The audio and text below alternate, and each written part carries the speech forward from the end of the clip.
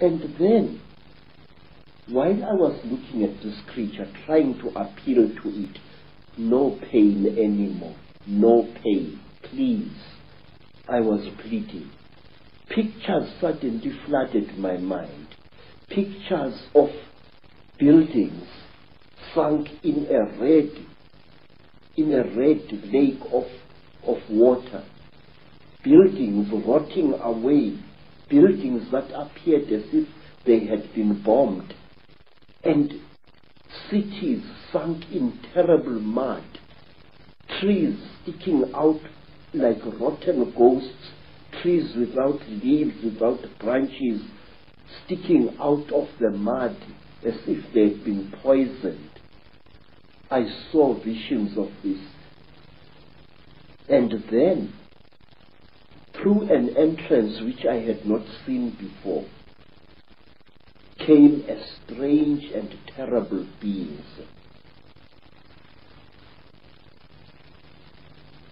It was exactly like this. It was tall, made entirely of metal, with burning eyes and a snout.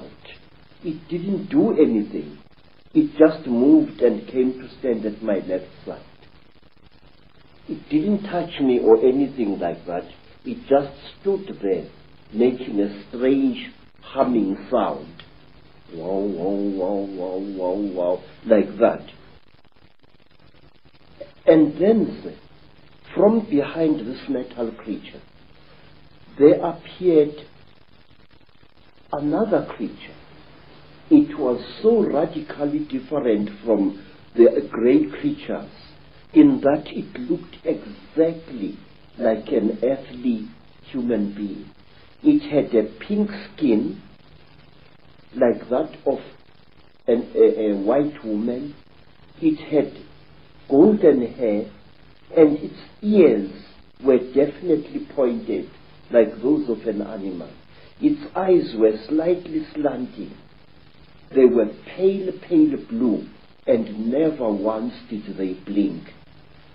It was like this, nude, and there was a tail-like appendage at its back, which was very visible as it walked away after it had done to me what it did.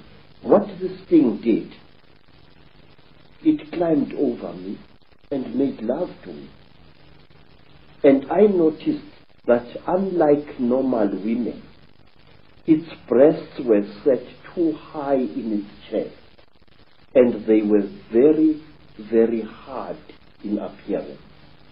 And that here, the pubic hair as well as the hair in the armpits was a fiery red, as if it had been dyed. And this thing didn't even blink. Its eyes were just like this, looking at you as if there was no liquid in the eyes.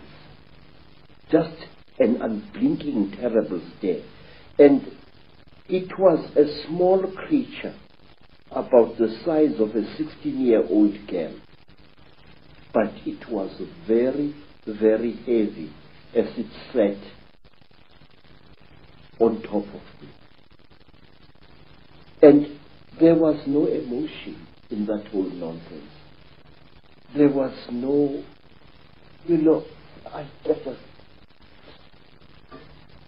and then the creatures took me out of that room after the metal creature and this pink creature had gone. This creature took me out of that room, assisted by another one. And they pushed me along a corridor which curved slowly in that direction, towards my right. And there I was shown many things which even today I don't understand.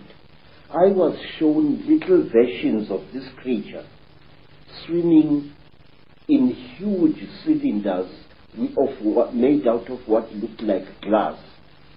in a pinkish liquid, like ugly little frogs inside the liquid.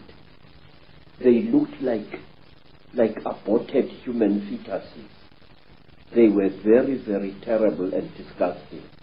And then we came to another room, and there I saw a number of people undergoing the same torture that I had undergone. One particular person whom I passed very close to was a white man, definitely a European, with a yellowish beard and moustache and long, straggly blood-crusted hair.